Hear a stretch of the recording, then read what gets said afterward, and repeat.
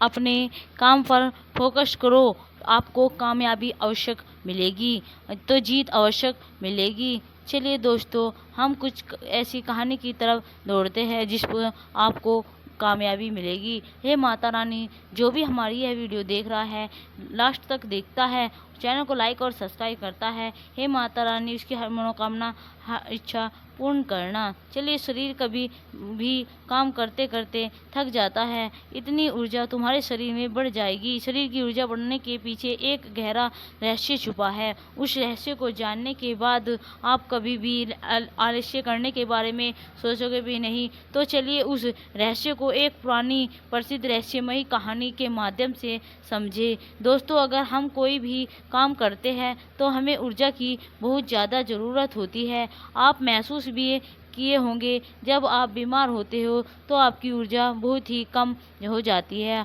आप चाहे कर भी कोई काम नहीं कर पाते हो, आप दिन रात बिस्तर पर ही लेटे रहते हो और आपका बिस्तर से उठने का मन ही नहीं करता। अगर आपकी ऊर्जा कम है तो आप पढ़ाई भी नहीं करेंगे, आपको कुछ भी जल्दी से नहीं आएगा, नींद भी नहीं आएगी, आपको पढ़ने लिखने का मन बिल्कुल नहीं करेगा, किसी भी काम में आपका मन नहीं लगेगा, आपको बहुत ही जल्दी थकावट हो जाएगी। शरीर में ऊर्जा का होना बहुत ज़्यादा ज़रूरी होता है। इंसान के शरीर में जितनी अच्छी ऊर्जा होती है उतना ही चुस्त दुरुस्त और फुर्तीला होता है, उसका शरीर उतना ही अच्छे तरीक़ों से काम करता है। लेकिन जिस भी व्यक्ति के अंदर ऊर्जा की कमी रहती है, उसका मन बहुत ही निराशा और हताशा रहता है, चिंताओं में डूबा रहता है, उसका कोई भी काम करने का मन नहीं करता है और उसे तमाम तरह की बीमारियां जकड़ लेती है। इसलिए शरीर में ऊर्जा का होना अति आवश्यक है।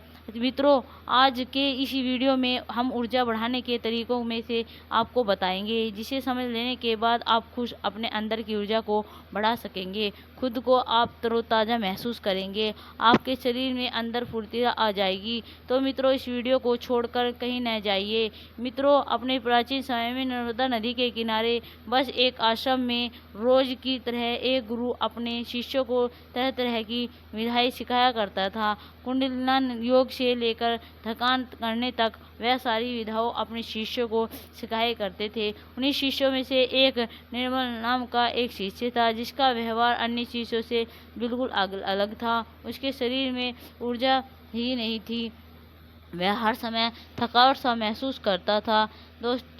फिर उन्हें ऊर्जा लगातार नीचे की तरफ बहती रहती है, जिसके शरीर की ऊर्जा धीरे धीरे ऋण होने लगती है। लेकिन जिस भी व्यक्ति के अंदर सकारात्मक भावनाएं पैदा होती है, सकारात्मक बातें वह सोचता है, तो उसके अंदर ही ऊर्जा ऊपर की तरफ बढ़ती है। अब जब ऊर्जा ऊपर की तरफ बढ़ती है तो वह किसी भी कार्य पर, किसी भी तत्व पर बहुत ही अच्छे तरीके से सोच पाता है, तो वह किसी कार्य को करता है तो उसमें वह सफल ज़रूर होता है। इसलिए शिष्य हमेशा सकारात्मक बने रहना बहुत ज़्यादा ज़रूरी होता है। ज़रूरी नहीं कि वह हर पल आप सकारात्मक ही रहे, लेकिन अगर आपकी सोच सकारात्मक है तो आप तमाम तरह की मुश्किलों से पार जा सकते हैं, मुश्किल को अपनी ज़िंदगी में हरा कर सकते हैं। इसलिए सकारात्मक सोच के साथ आगे बढ़ने का प्रयास ज़रूर करो। दोस्तों, गुरु कहते हैं कि 7 नियम अगर तुम सब अपना लेते हो तो तुम्हारे शरीर की ऊर्जा कभी भी ख़त्म नहीं होगी, हमेशा तुम ऊर्जावान बने रहोगे। निर्मल, तुम तो मेरी यह 7 बातें आज से ही अपनाना शुरू कर दो और अभी तो, ताकि तुम्हारे शरीर की ऊर्जा ऊपर की तरफ बहे और तुम सकारात्मक सोचो। सबको हर पल तुम्हें नींद नहीं आएगी, तुम्हारा शरीर ऊर्जा से भरा रहेगा।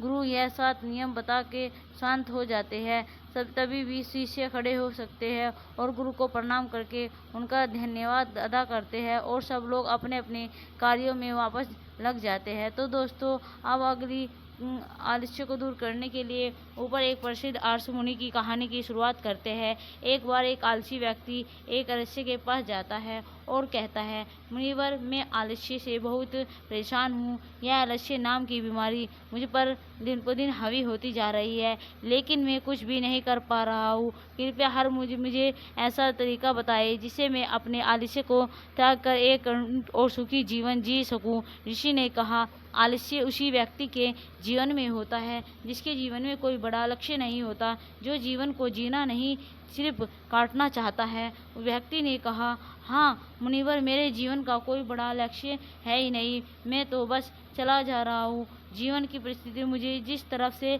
ले जाती है मैं उसी तरफ चला जाता हूँ। लेकिन मुनिवर, आप मुझे वह तरीका बताइए जिससे मैं अपने आलस्य से छुटकारा पा सकूँ। हर्ष ने कहा, हमारे जीवन में आलस्य 3 मुख्य कारणों की वजह से आता है। पहला कारण किसी बड़े लक्ष्य को न होना, दूसरा कारण अपने शरीर और मन को न समझना, तीसरा कारण आलस्य और कमजोर व्यक्तियों की संगत करना।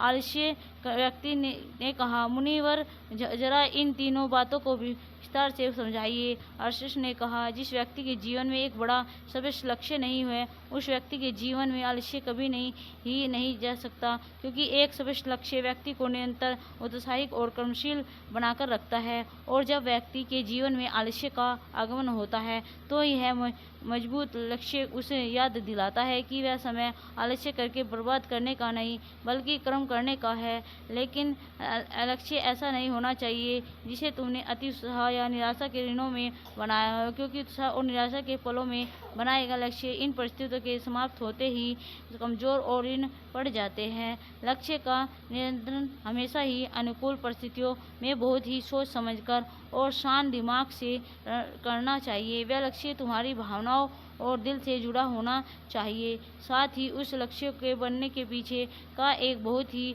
मजबूत कारण भी होना चाहिए कि आखिर तुम उस काम को क्यों करना चाहते हो, क्योंकि जब तुम अपने लक्ष्य से भटक रहे होंगे तो उस लक्ष्य के पीछे का मजबूत कारण ही वह शक्ति होगी जो तुम्हें अपने लक्ष्य की तरफ वापस खींच लेगी। अगर तुम्हारा लक्ष्य ऐसा है जिसके बारे में सोचकर ही तुम्हारे अंदर जोश और आंसू में आंसू आ जाते हैं तो फिर तुम्हें चिंता करने की ज़रूरत नहीं है, क्योंकि फिर तुम्हारा लक्ष्य तुम्हारे आलस्य को ख़त्म कर देगा। आशीष ने कहा, अगर लेकिन कुछ ऐसे भी लोग होते हैं जिनके जीवन में लक्ष्य तो नहीं होता लेकिन वे फिर भी आलस्य करते हैं, तो इसके जीवन में आलस्य का क्या कारण है कि ऐसे लोग यह नहीं समझ पाते कि हमारा मन काम कैसे करता है। हमारा मन बहुत ही चालाक है, यह हमारे साथ हर समय खेल खेलता रहता है। वह कभी भी किसी काम को विरोध नहीं करता, बल्कि या तो उस काम को टाल या फिर उस काम को करने में आने वाली कठिनाई को बढ़ा चढ़ाकर दिखाता है। जैसे कि अगर तुम इससे कहोगे कि पढ़ाई करनी है तो यह कहेगा थोड़ी देर आराम कर लेते हैं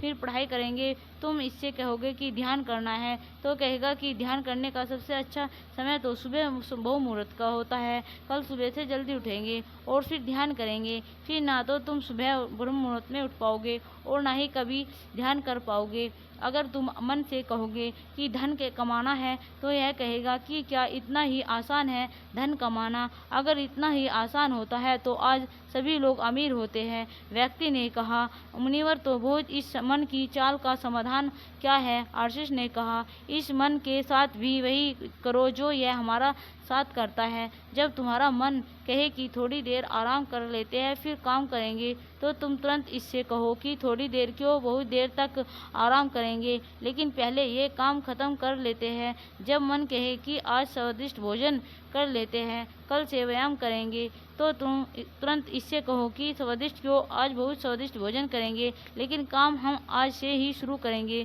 कुल मिलाकर तुम्हें अपने मन को मूर्ख बनाना है। इसीलिए दोस्तों, अगर आप अपने मन को मूर्ख बनाए रखते हैं तो एक अच्छी स्वस्थ जिंदगी चलो थैंक यू दोस्तों, बाय बाय। आपको यह हमारी वीडियो कैसी लगी है दोस्तों कमेंट में ज़रूर बताइए।